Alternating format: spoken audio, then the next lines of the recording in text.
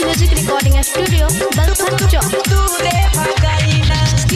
आप सुन रहे हैं राजा रंजित राही को।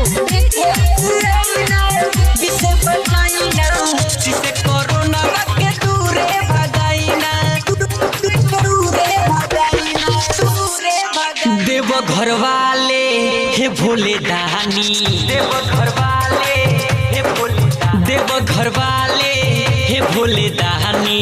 कालो के काल बाबा त्रिपुरारी आके दर्शन देखाई ना, ऐसे आई ना विसे बचाई ना, सिसे कोरोना बाके दूरे भगाई ना, ऐसे आई ना विसे बचाई ना, सिसे कोरोना बाके दूरे भगाई ना, ऐसे आई ना विसे बचाई ना, सिसे कोरोना बाके दूरे भगाई ना।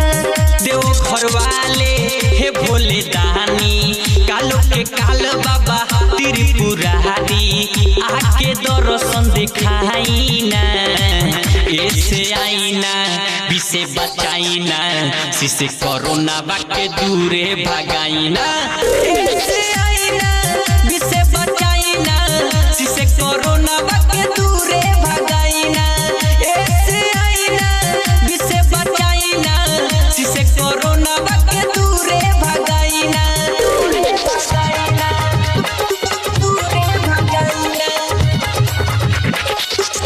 दूरे भगाई ना। बोलो बोलो शंकर भगवान की।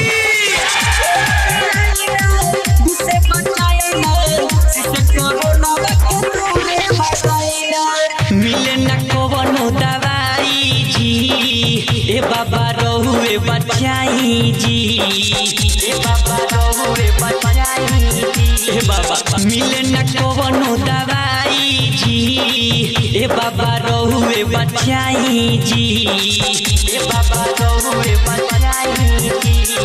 सुनले बानी महिमा हो भारी, हे भोले बाबा त्रिपुरारी, तन को दया बरसाई ना, ऐसे आई ना विसे बचाई ना, सिसे कोरोना बाके दूरे भगाई ना, ऐसे आई ना विसे बचाई ना, सिसे कोरोना बाके दूरे भगाई ना, ऐसे आई ना विसे बचाई ना, सिसे कोरोना बाके दूरे भगाई ना, दूरे भगाई ना, दूरे भगाई ना। आप सुन रहे हैं राजा रंजित राही को। बोलो बोलो बाबा महेंद्रनाथ की।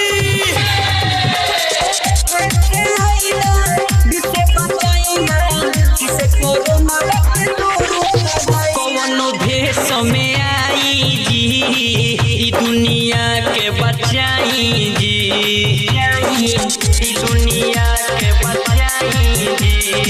कौनो भेष में आई जी, ई दुनिया के बचाई जी, ई दुनिया के बचाई जी।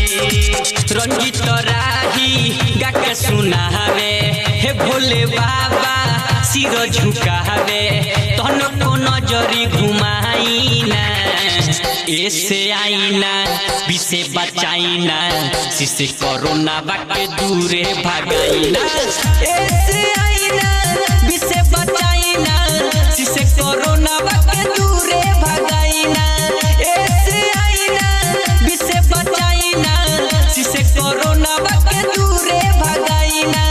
RDS music recording studio Balthar चौक।